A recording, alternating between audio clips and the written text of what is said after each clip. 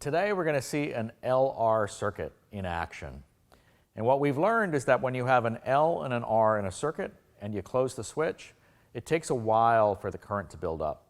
As the current is building up, the magnetic field in the coil has to build up, and there's a time constant associated with that. Now, inside any electronic device like this one, there are thousands and thousands and thousands of RC and RL, and in fact LC and RLC circuits. These all have very, very, very short time constants. If we tried to show you the physics of an RL circuit with one of the circuits in this, we would need more sophisticated apparatus than just our eyes to see that time constant, because everything is happening very, very quickly in those circuits. This giant piece of apparatus it's actually a very simple circuit. It's just an R and an L. The inductance comes from these coils underneath here, and they are very big, so that we get a very big L, and that will result in a long time constant, which we can see with our eyes.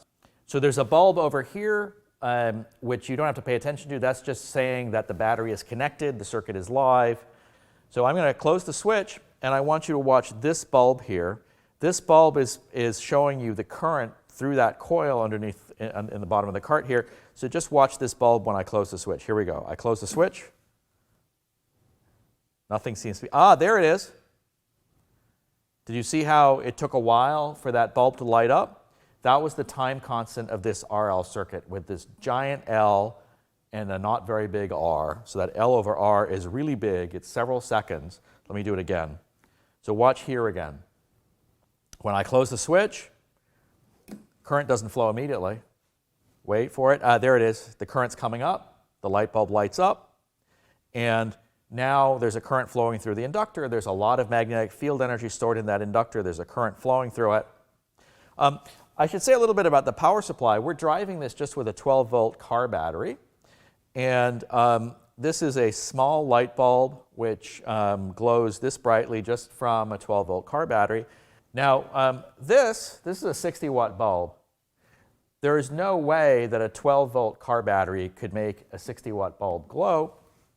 But watch this bulb as I open the switch. So now watch this bulb. Here we go. Did you see how it flashed? So let me do this again. So when I fill the inductor up with magnetic field, that takes a while. The current comes up slowly. Now the magnetic field is at a maximum in that coil down at my knees. Current is flowing at its strongest. But when I open the switch, I'm breaking the current, and the coil fights back with a back EMF, and that back EMF, the circuit is set up for that back EMF to drive a current through this bulb, and what you see is that for a moment, that back EMF actually is powerful enough to light this 60-watt bulb. Here we go, we'll do it again. Okay, so when I open the switch, current stops here, and the back EMF lights this bulb up briefly as the energy that was stored in the magnetic field, some of it is turning into heat and light in this bulb. So let me do it again.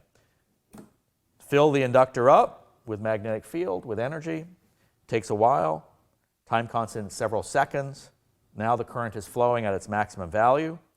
Break the circuit, and when I break the circuit, I get a powerful back EMF that for a brief moment is powerful enough to light the 60-watt light bulb.